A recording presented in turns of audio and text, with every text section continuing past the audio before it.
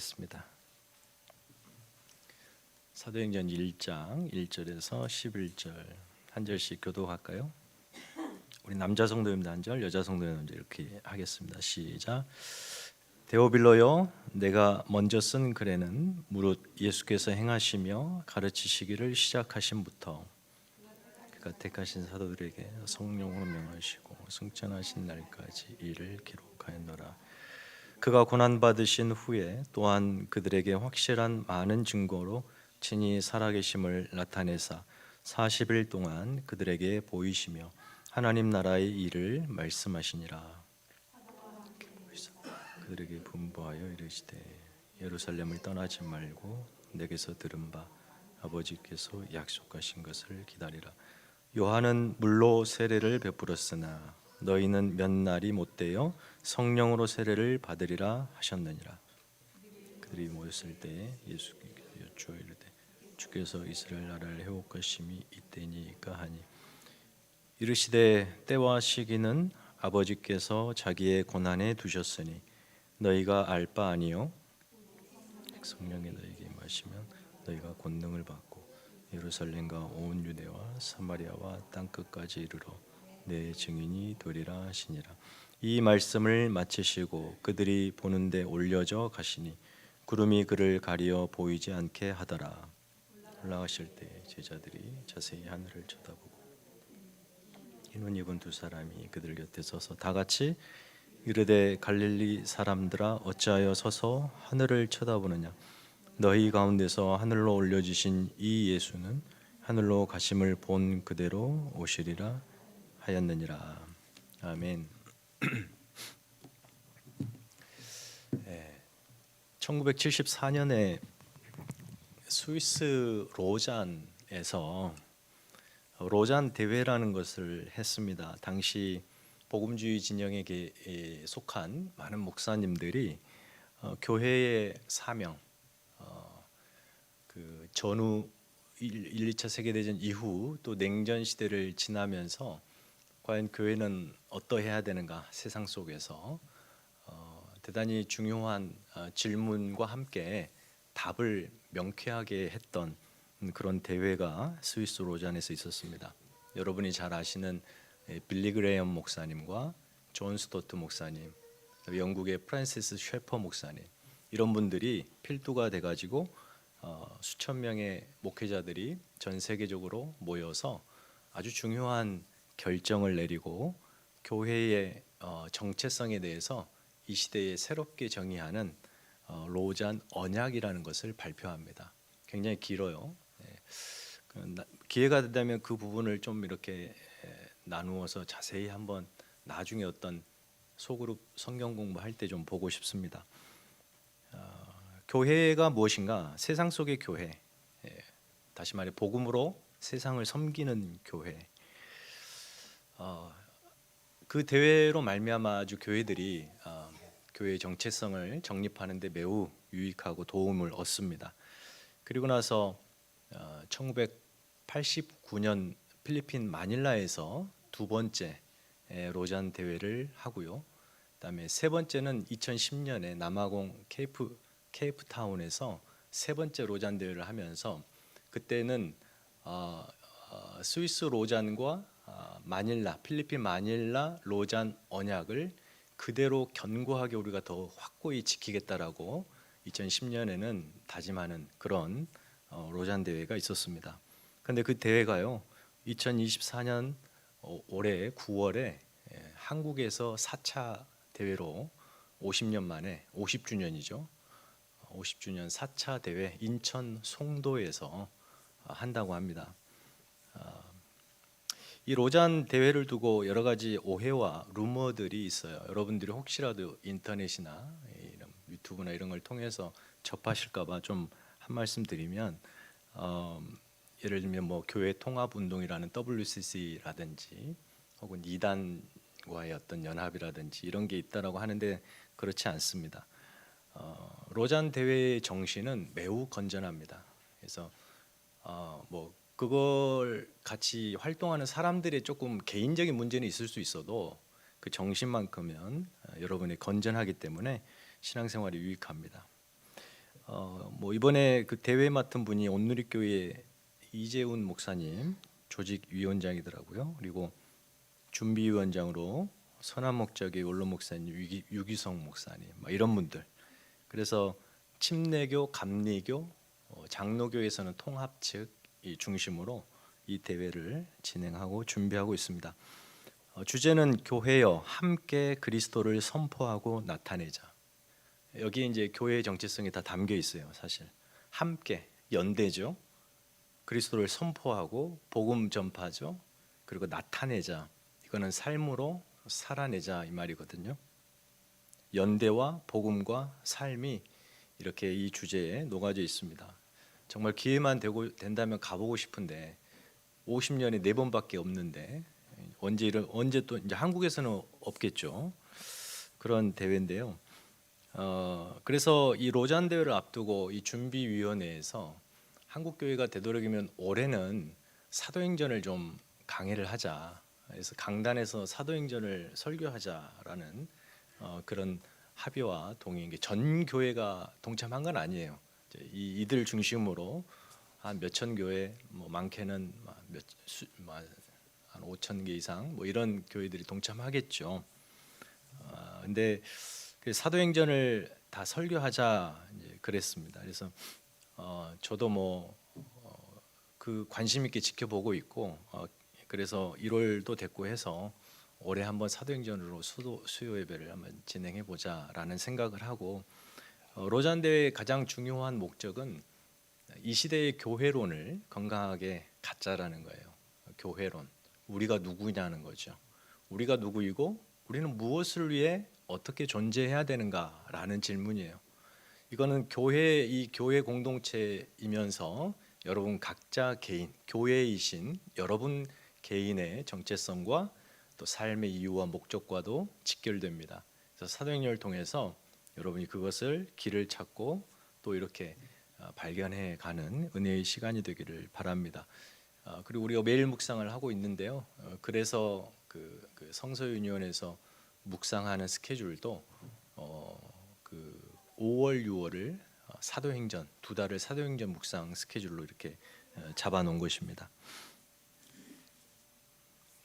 그래서 사도행전을 우리가 이제 살펴보면서 그런 주제를 꼭 붙들고 쭉 가야 되겠습니다.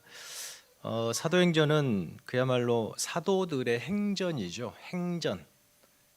그래서 영어로도 The Acts of the Apostle 이렇게 나오는데 이런 사도행전 이 성경에 아주 고대 사본들이 있는데요. 사본들이 이제 원래는 제목이 없는데 이제 사본들 맨 뒤에 제목을 붙여놓은 곳들이 있어요. 그렇게 사본들을 보면은 어떤 사본은 행적 이렇게 혹은 사도들의 행적들 이런 추가 제목들을 달아 놓기도 합니다. 3세기 정도에 2, 3세기 교부 시대로 넘어가면 사도들에 대한 누가의 증언 이런 제목도 등장하게 돼요. 사도행전의 저자는 누가복음의 저자인 누가입니다. 그래서 우리가 이제 성경 신약성경 순서상 복음서가 앞에 오고 그 다음 사도행전이 오는 바람에 누가와 사도행전이 이렇게 떨어져 버리는 좀 안타까운 상황이 발견됐습니다. 어쩔 수가 없어요. 장르상 복음서와 사도행전이 구분이 되게 됐는데 사실은 마태, 마가, 누가행전, 요한복음 이런 식으로 좀 갔으면 좋겠다. 근데 또 이제 지금 우리의 배치도 좋은 거는 사도행전 다음에 등장하는 로마서든 쭉 서신서들이 사도행전과 연결되어 있기 때문에 그래요. 그래서 이제 부득불 가운데 긋긴 요한복음 때문에 요한복음은 한참 후에 기록됐기 때문에 좀 띄어서 저 뒤에 요한서신과 함께 붙여놓으면 계시록이랑 붙여놓으면 좋겠는데 또 요한복음도 복음서란 말이에요. 그래서 이 순서상 지금의 성경 배열이 가장 좀 이상적이긴 합니다만 우리로 하여금 누가복음과 사도행전을 함께 연속으로 이게 누가복음 24장 끝에서 바로 사도행전 1장으로 넘어와야 되는데 그렇지 못하게 하는 어려움을 주기도 합니다. 여튼 누가행전이라고 불러요. 20세기 초반부터는 누가복음과 사도행전을 하나로 누가행전, 전편 누가복음, 후편 사도행전 이렇게 생각하면 되겠습니다. 전편은 당연히 예수님 이야기죠. 예수님이 누구시고 구약 역사의 끝자락에 등장하신 메시아가 그분의 행적과 그분의 목적, 죽으심 부활하심, 하나님 아들의 사명에 대한 이야기들, 예수 이야기, 이게 전편이고요. 후편이 사도행전은 교회 이야기죠. 다시 말해 예수께서 부르신 제자들의 공동체의 이야기예요. 그들이 어떻게 예수의 사명을 이어받고 진행해 가는가, 그 이야기를 담고 있죠. 복음서에서 서문을 밝혀준 사람은 누가만 그렇습니다. 누가만이 아주 중요한 서문을 밝혀줘요. 누가복음 1장에 보면 이렇게 돼 있죠. 우리 중에 이루어진 사실에 대하여, 우리 중에 이루어진 사실, 예수 이야기입니다. 처음부터 목격자와 말씀에 일꾼된 자들, 사도들이죠. 그들이 전하여 준 그대로 내력을 저술하려고 붓을 든 사람이 많은지라. 예수님 사후 30년, 그 60년대까지의 30년 동안에 예수 이야기를 막 써보려고 붓을 든 사람들이 여럿이 있었답니다. 그 모든 일을 근원부터 자세히 미루어 살핀 나도, 여기 나는 누가죠. 데오빌로 각하에게, 데오빌로는 아마도 누가의 후견인으로 추정이 됩니다. 가상 인물일 수도 있고 여튼 그에게 차례대로 써 보내는 것이 좋은 줄 알았노니, 차례대로 아주 잘 분별해서 새롭게 한번 복음서를 써 보겠다는 거예요. 이는 각하가 알고 있는 바를 더 확실하게 하려 함이라. 믿음을 더, 이 데오빌로를 교회로 봐도 돼요. 초대교회 성도들의 믿음을 더 견고하게 하기 위해서 누가복음을 쓴답니다. 이 저자 누가가 데오빌로에게, 교회에게 예수 이야기를 최대한 사실대로, 그래서 그걸 통해 믿고 알고 그 믿음을 확고히 하기 위해서 썼다. 이게 복음서 누가복음의 목적입니다. 그리고 나서 이제 우리 읽었던 사도행전 서문의 1장 1절 2절을 보면 다시 데오빌로가 등장하죠. 데오빌로요, 내가 먼저 쓴 글에는, 이 먼저 쓴 건 당연히 전편 누가복음이에요. 무릇 예수께서 행하시며 가르치시기를 시작하신부터 그가 택하신 사도들에게 성령으로 명하시고 승천하신 날까지 누가복음이 기록이 되었지요. 그죠? 거기까지 기록했습니다. 그리고 나서 이제부터 후편인 사도행전을 쓰겠습니다. 이게 이제 3절부터 시작되는 거예요. 사도행전은 예수님을 통해서 시작된 새로운 시대가 그가 부르신 공동체인 교회를 통해서 어떻게 성취되는가를 아주 자세히 보여주고 있습니다. 이것은 우리를 교회로 부르신 예수 그리스도, 여러분이 예수를 믿었다 이 말은 여러분 안에 누가복음이 들어왔다 이 말이에요. 그리고 나서 이제부터 여러분이 사도행전을 살아가는 거예요. 이렇게 적용할 수 있습니다. 왜냐하면 여러분을 예수께서 교회로 부르셨기 때문이에요. 사도행전을 성령행전이라고도 말하죠. 왜냐하면 성령이 등장하기 때문이에요. 성령 하나님께서 성령이 충만했던 제자들과 교회를 통해서 복음으로 하나님 나라를 이루어가기 때문이에요. 어떻게 보면 이 성경 전체를 놓고 볼 때 구약 성경을 보면은 구약 성경을 이렇게 말할 수 있지 않겠어요? 하나님의 행전, 여호와 행전, 야훼 행전, 그죠? 성경을 여러분이 신명기를 묵상하면 하고 계신데 보면은 그런 구절들이 자주 등장합니다. 성경 전체적으로 보면 그런 구약에 많이 등장하는 표현이 하나님이 먼저 가시고 이스라엘이 뒤따라오는 거예요. 그죠? 하나님이 먼저 가신 이야기, 하나님이 이루신 이야기, 이스라엘이 이룬 이야기가 아니에요. 하나님이 앞서 가시면서 이루셨던 이야기. 그리고 이스라엘이 뭘 요구하셔요? 하나님이 따라오라는 순종을 요구했죠. 근데 이스라엘은 실패합니다. 구약의 이야기는 다름 아닌 하나님의 행전이다. 하나님의 행전. 그러면 이제 복음서 예수 이야기는 뭐예요? 예수 이야기 당연히 보시면 예수님이 가시면서 제자들을 부르시고 제자들이 뭐 하라 그래요? 나를 따르라. 거기서 예수님이 앞서 가시고 제자들이 따른단 말이에요. 이 예수 행전입니다. 사도행전은요, 동일하죠. 성령이 앞서 가시고 교회가 뒤따릅니다. 우리는 이걸 뒤바꾸면 절대 안 됩니다.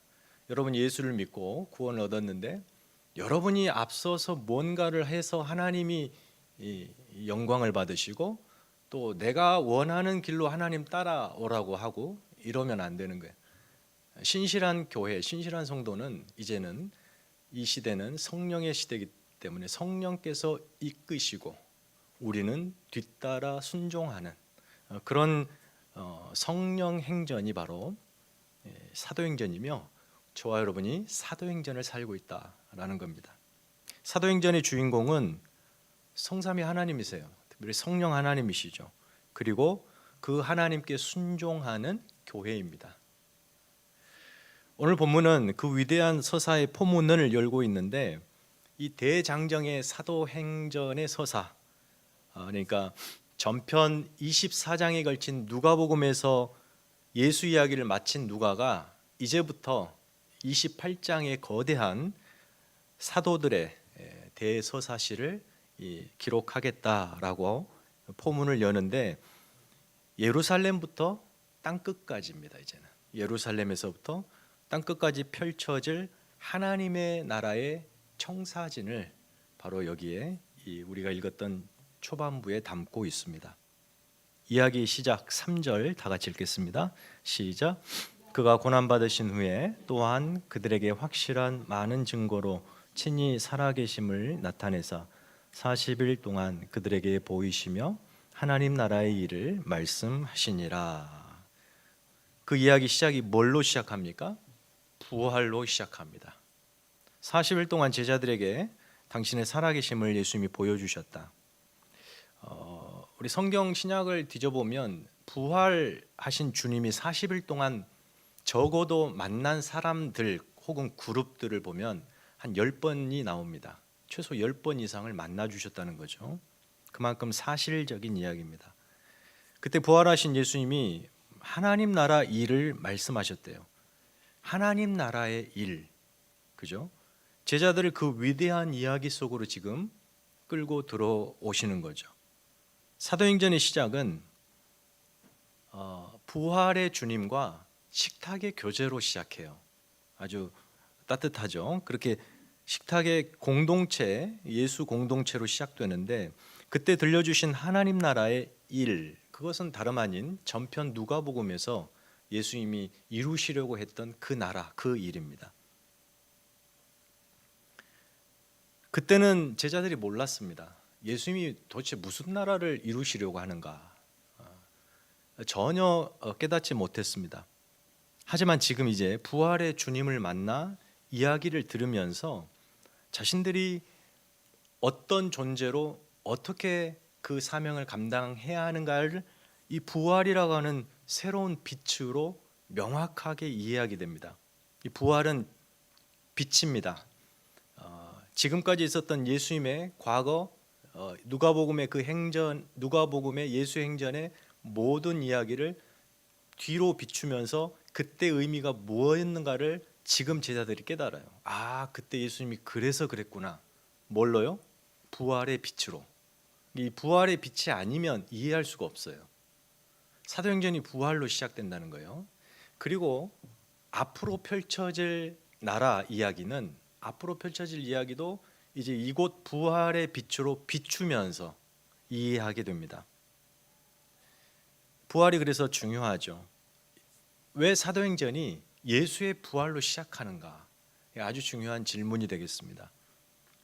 예수의 공동체, 제자 공동체, 교회가 누구인가? 이들은 도대체 무엇을 위해서 세상에 존재하는가? 거기에 답을 주는 것입니다. 부활 공동체란 자신들을 부르신 예수를 사망 권세를 이기신 생명의 주님으로 믿는 공동체죠. 여러분, 부활이 무엇입니까? 죽음이 가두지 못한 생명이죠. 능력입니다. 죽음도 못 가두는, 죽음을 뚫고 나오는, 죽음을 삼키고 나오는 하나님의 능력, 생명. 그 생명으로 사망을 이긴 예수 그리스도를 주로 믿는 공동체라는 거예요. 사망이 여전히 다스리는 세상 속에서 이 공동체만큼은 사망에 삼켜지지 않는 생명의 공동체라는 거예요. 생명을 누리고 창조하는 하나님의 유일한 세상을 위한 공동체가 되는 거예요. 이 부활이 그래서 중요한 거죠.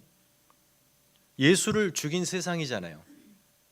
이 세상은 예수를 죽였습니다. 그게 얼마나 폭력적이고 무섭습니까?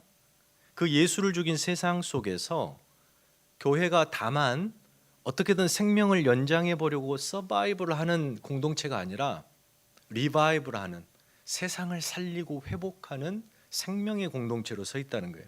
이게 부활입니다. 이게 지금 왜 부활 이야기가 처음 등장하냐면 너희가 누구냐라는 거에 답을 주는 거예요. 이 제자 공동체. 이들이 그리고 앞으로 세워나가야 할 하나님 나라가 어떤 나라인가도 답을 주죠. 이 나라는 세상 나라들처럼 폭력과 죽여서 세우는 나라가 아니라 오히려 섬김으로 살리는 나라죠. 살려서 세우는 나라, 리바이벌 하는 나라.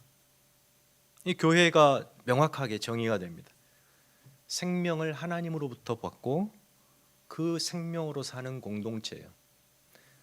그러니까 삶의 방식과 존재 방식과 원리가 세상의 어느 공동체와 다른 공동체들이, 이게 교회의 독특한 정체성입니다. 그러니까 교회가 세상 방식으로 교회를 운영하고 세워가려고 하면 이거는 교회가 아닌 거예요. 교회는 그렇게 존재하지 않기 때문이죠.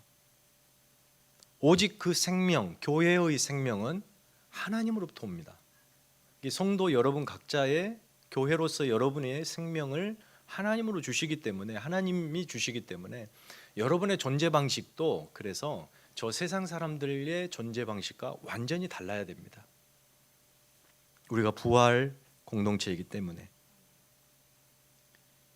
사도행전은 그러니까 예수를 죽인 세상 속에 들어가 그 죽음에 굴하지 않고 생명의 부활을 증언하는 공동체, 그렇게 하나님 나라를 세워가는 공동체의 이야기죠. 보이는 세상이 전부가 아닙니다. 세상의 왕인 사망이 부리는 권세 아래서 생존을 위해 발버둥치는 그런 연약한 공동체가 아니에요.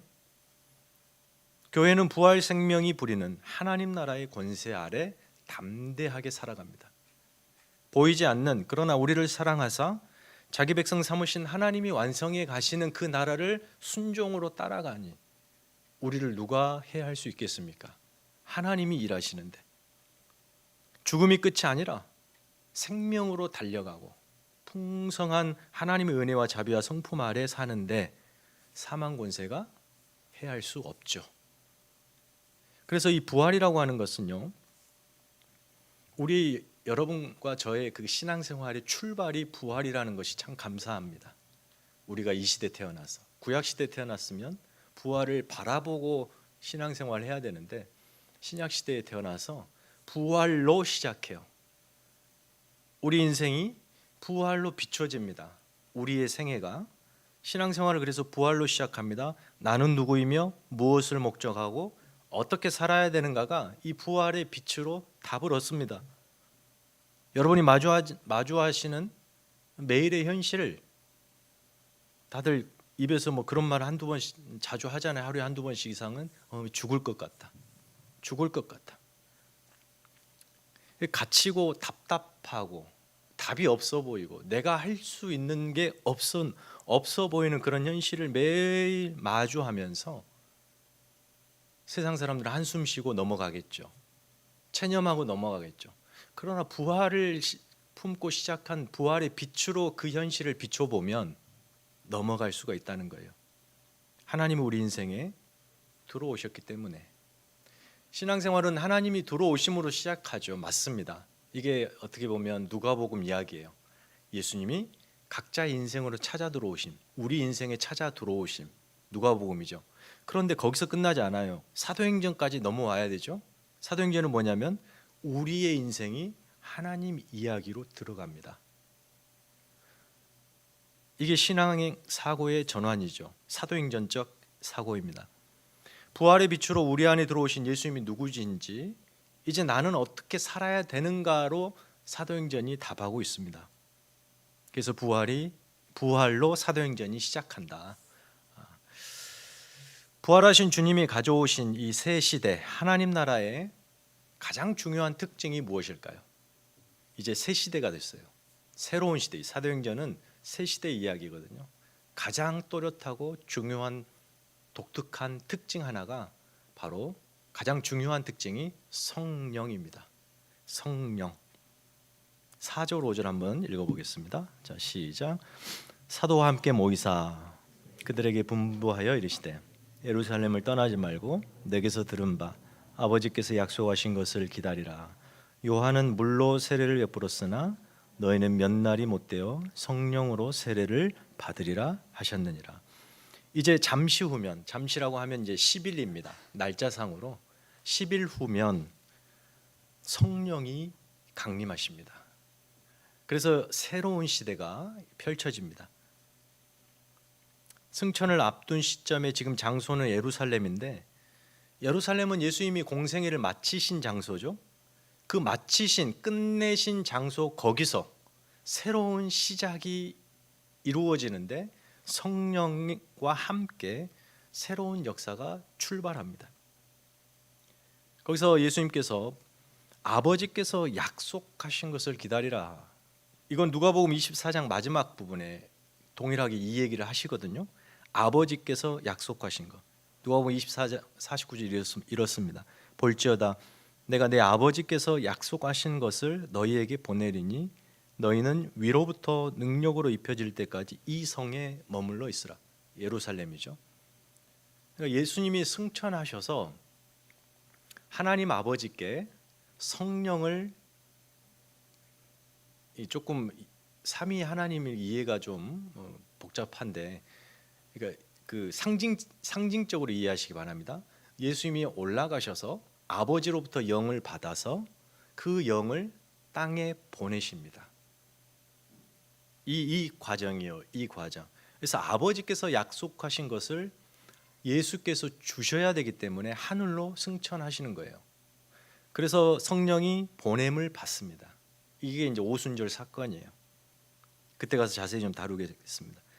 아버지께서 약속하신 것을 받아 보내겠다. 그것을 받으면 너희들이 능력으로 덧입혀질 것이다. 그러기 위해서 이 성에 머물러 있어라. 예루살렘에 머물러 있어라. 그러니까 이 약속은 2장에 등장할 성령 세례입니다. 요한은 물로 세례를 줬으나 이제 새로운 시대가 등장.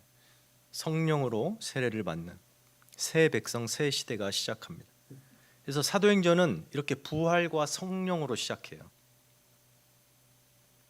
부활로 시작해서 성령과 더불어 비로소 이야기가 써 내려가고 있습니다. 이게 무슨 의미일까요? 부활로 시작해서 성령과 더불어. 제자들은 이 얘기를 아직은 이해를 못해요. 왜? 성령을 받지 않았기 때문에 아직은. 그래서 이 얘기를 듣고 새로운 시대라고 하면서 예수님께 제자들이 물어요. 그러면 예수님, 이스라엘 나라 회복할 때가 지금입니까? 이때입니까? 그 구약의 찬란한 다윗의 나라를 회복한다는 그 약속이 이제 이루어지는 건가요? 그래서 이스라엘 나라를 회복하심이 이때니까 라고 질문을 하죠. 이들은 지금도, 제자들은 아직 몰라요. 이스라엘 나라라 그러죠. 민족 이스라엘을 생각하고 있죠. 회복한다는 건 왕권을 회복한다는 거예요. 로마를 몰아내고 이스라엘 나라를 세운다는 거고, 이때입니까? 지금입니까? 전부 다 지금 잘못된 질문이에요. 그래서 유명한 우리가 잘 아는 칼빈, 종교개혁자 칼빈은 이 질문을 놓고 이렇게 얘기한대요. 여기에 나오는 명사, 동사, 부사 모두 다 틀렸다. 제자들이 말하는 이 내용이 다 틀렸대요. 그렇죠. 지금 하나님이, 예수 그리스도께서 성령을 통해 가져오실, 성취하실 나라는 이스라엘 나라가 아니에요. 그죠? 민족 이스라엘, 영토 이스라엘이 아니죠. 하나님 나라입니다. 하나님이 통치하시는 세계. 여기 동사 회복은 영토와 주권을 회복하는 것이 아니라 하나님의 정의와 공의와 강물같이 흐르는 창조적 질서와 생명을 회복하는 영광의 나라죠. 하나님의 나라의 회복과 범위를 이들이 생각하는 것 훌쩍 넘습니다. 범세계적으로. 지금 제자들이 기대하는 이스라엘 나라의 회복보다는 훨씬 큰 영광스러운 하나님 나라가 기다리고 있습니다. 그것이 성령을 통해서 이루어집니다. 제자들이 만드는 나라가 아니에요. 성령이 만드시는, 이끄시는 나라죠. 제자들이 해야 될 일은 성령이 끌어내시는 곳까지 넘어가야 합니다. 그래서 그 이야기가 나오는 거 아니겠습니까?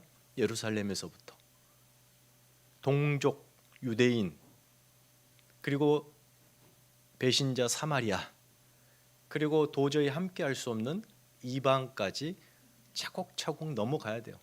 유대인들이 할 수 있는 일이 아니에요. 유대인들이 할 수 있는 일이 아니라 성령이 그들을 이끌어 가시고 그들이 하나하나 넘어가면서 놀라운 역사를 경험하게 되는 거예요. 교회에게 요구한 것은, 그러니까 성령이 이끄신 대로 순종하며 따라오라는 겁니다.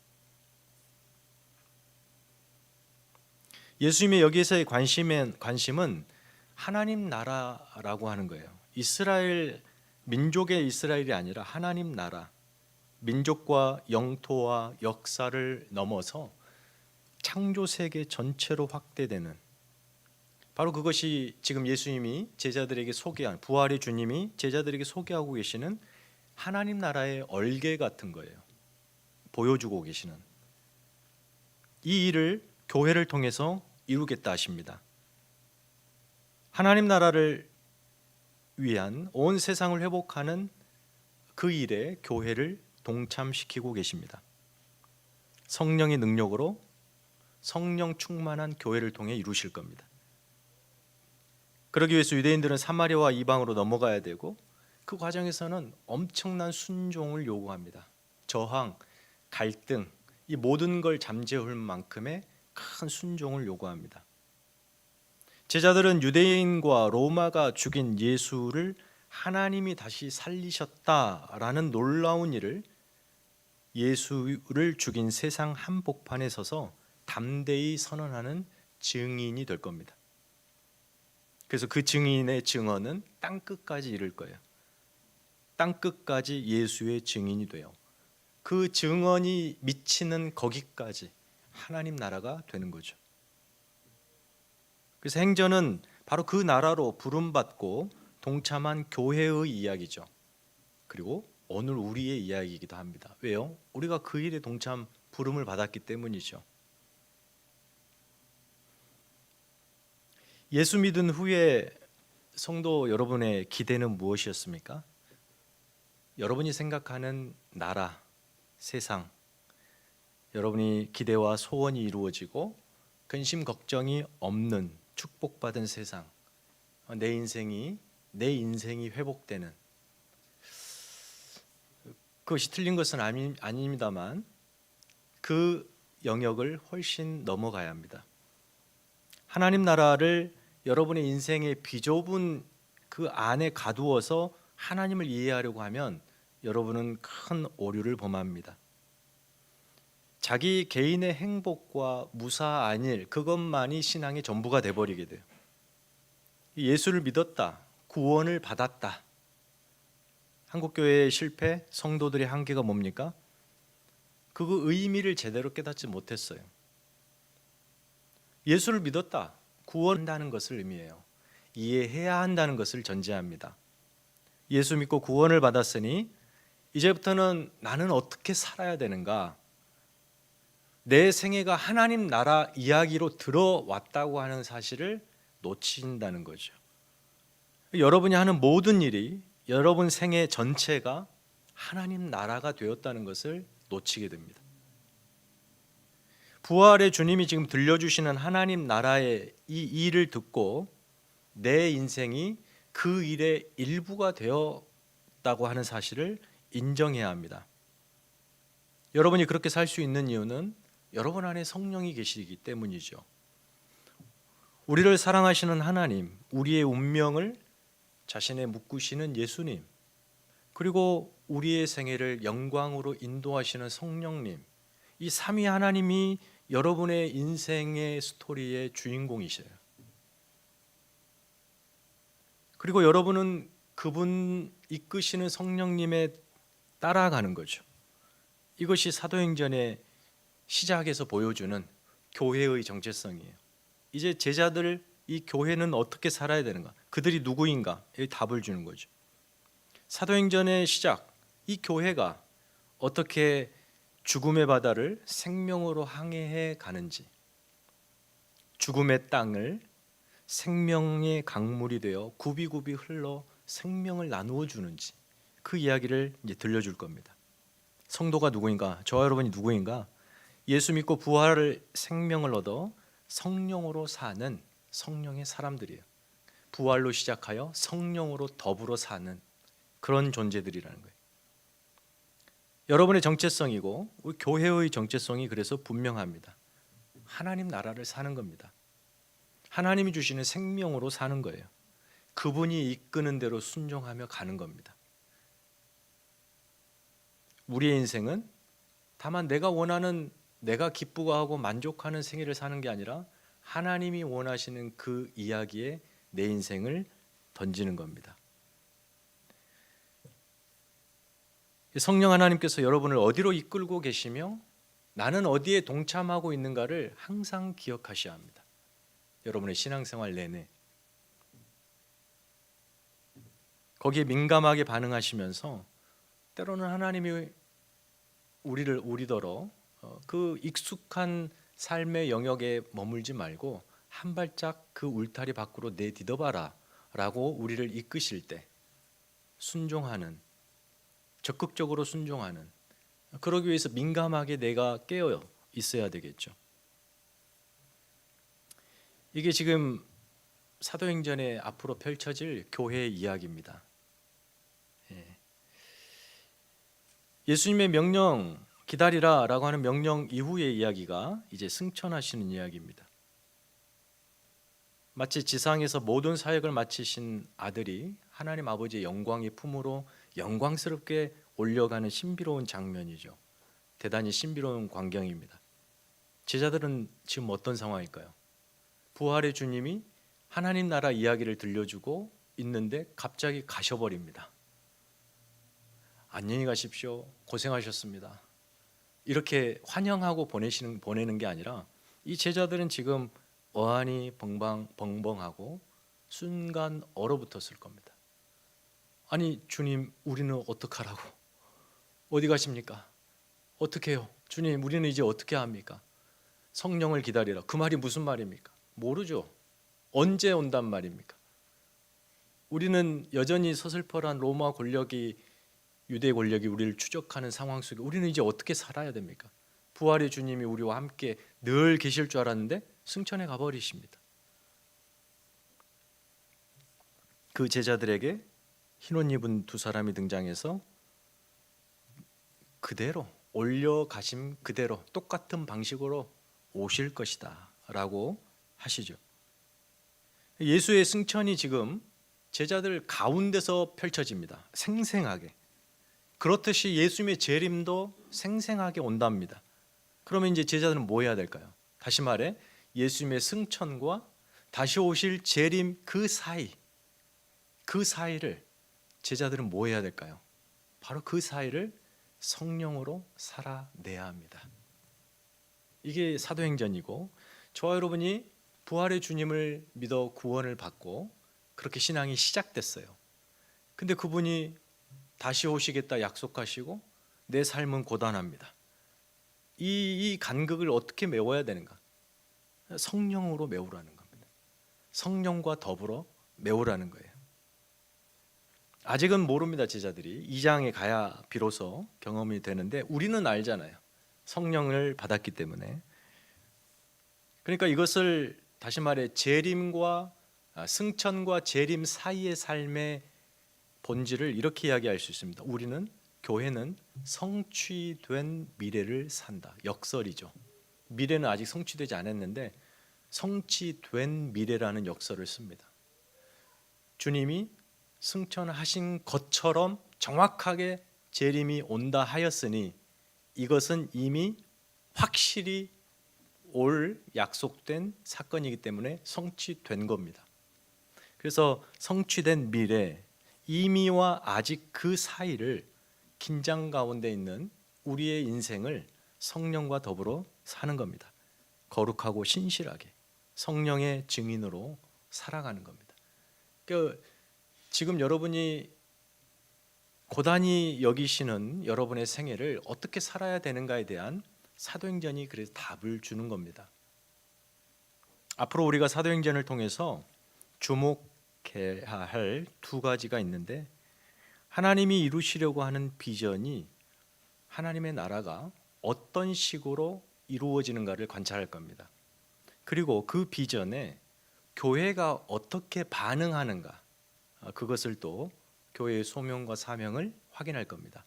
이것은 여러분의 인생을 하나님이 어떻게 이루어 가실까에 대한 답이 되고, 그런 일하시는 하나님에게 나는 어떻게 일상의 삶의 반응을 보여야 되는가에 우리의 소명과 사명과 연결이 되는 거예요. 굉장히 복잡합니까? 우리 인생 안에 펼쳐지는 사도행전입니다. 여러분 인생에서 사도행전이 펼쳐지고 있어요. 사도행전이 28장까지 끝났지만 결론은 오픈 엔딩이에요. 열린 결말이에요. 여전히 그 새방에서 사도 바울이 복음을 증거하는 것처럼 끝냅니다. 근데 사실 그 기록할 때 바울은 죽었거든요. 근데 누가는 그의 죽음을 기록하지 않아요. 관심 없어요, 죽음은. 지금도 여전히 로마 어디 한켠 새방에서 사도 바울이 살아서 생생하게 복음을 증언하는 것처럼 28장을 끝내놨단 말이에요. 그리고 그 생생한 증언자로 바울이 아니라 교회를 들어오게 합니다. 여러분을 들어오게 해요. 그러니까 여러분의 생애는 사도행전을 사는 겁니다. 다시 돌아가서 누가복음을 사는 거 아니에요. 사도행전을 사는 거예요. 여러분의 생애가 사도행전에 이어진 생애라는 거예요. 끝난 생애가 아니라 이어진 생애. 여러분의 삶의 자리에서 여러분이 예수의 증인이 되는 겁니다. 이것은 우리가 누구이며 우리 인생이 무엇을 위하여 어디로 가야 되는가에 대한 정확한 답을 제시하고 있어요. 여러분의 신앙생활이 다만 여러분의 현실적인 어려움을 해결받고 복받고 형통하게 되는 것, 그래서 자신의 현실 세계가 전부인 생애, 그렇지 않다는 겁니다. 그게 아니라 하나님 나라, 하나님이 일하시는 현실, 하나님의 행전, 그 서사 속에 여러분의 인생이 동원되고 있어요. 여러분의 생애가 하나님 이야기에 쑥 들어와 버립니다. 하나님의 나라, 그래서 그분의 목적이 여러분의 존재 이유예요. 하나님이 여러분을 위대한 생애로 이끄실 겁니다. 그리고 예수를 죽인 세상 속에서 우리를 그대로 두시죠.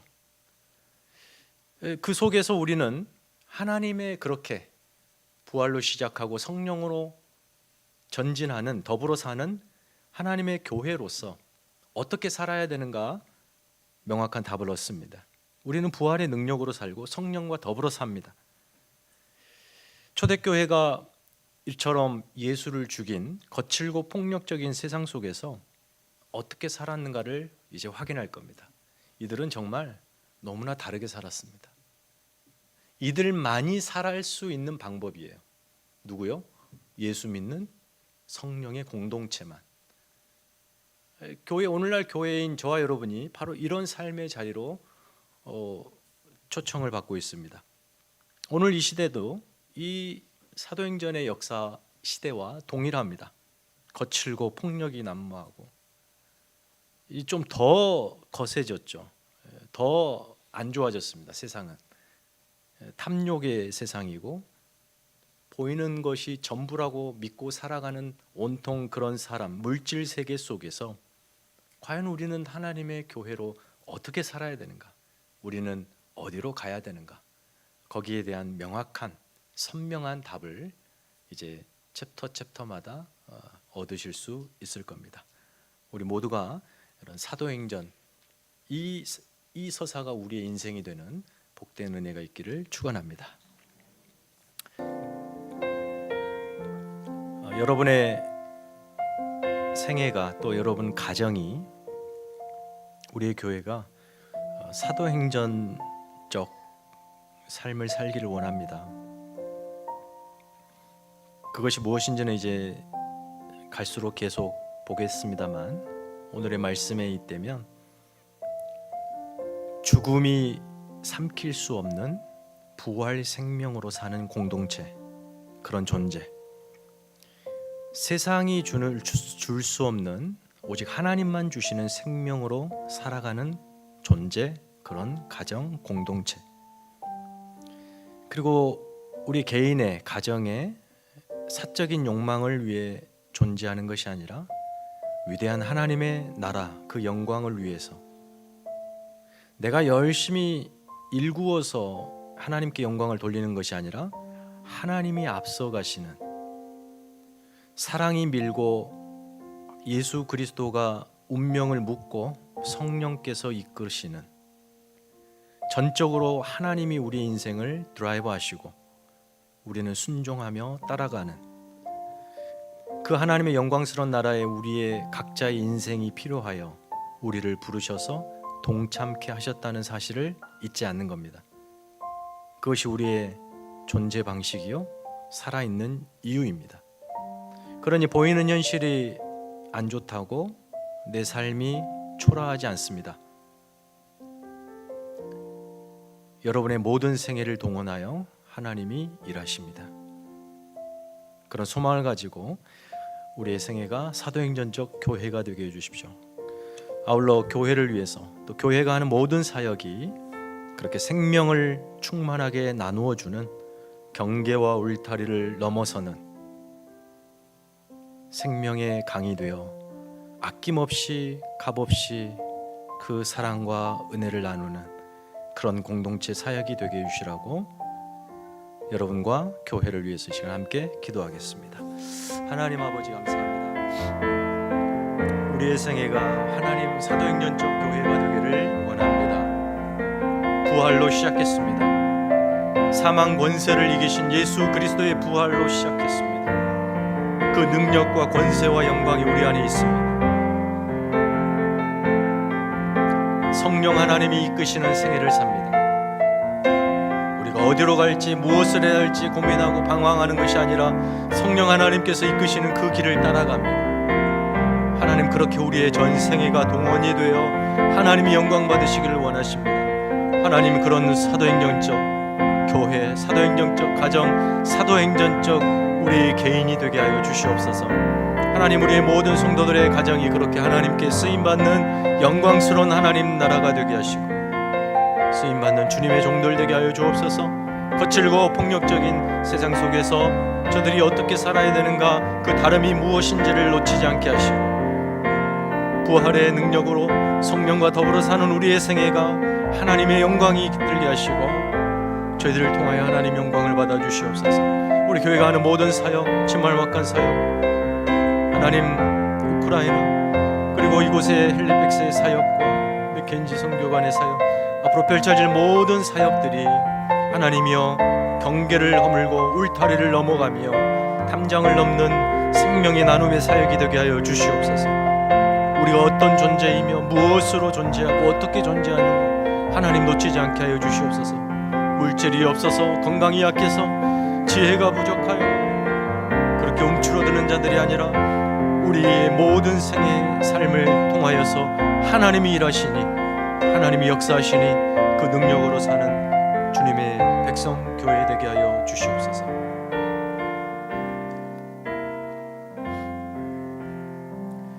하나님, 보이는 현실이 너무나 자극적이고 생생해서 우리는 자꾸 보이지 않는 하나님 나라를 놓치고 삽니다.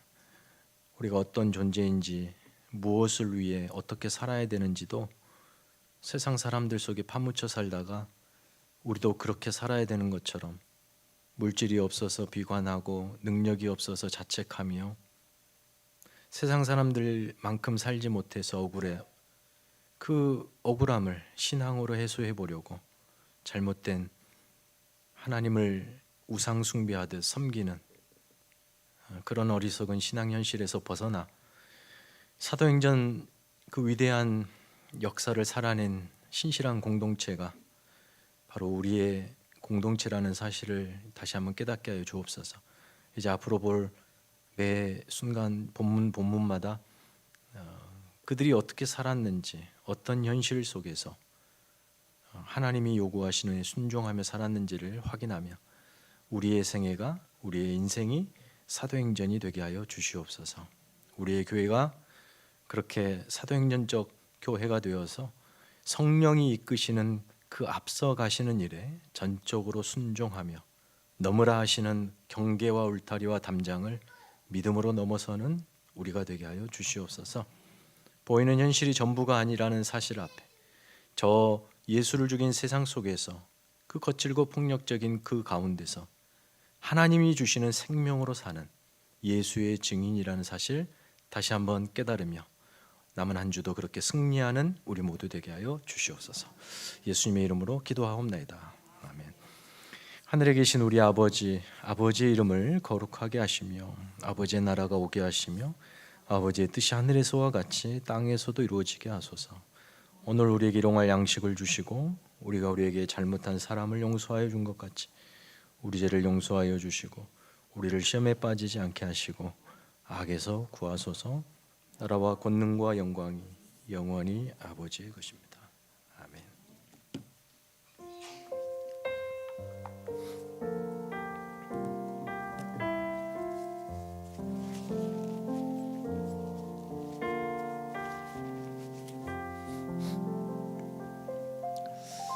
예배를 마치겠습니다.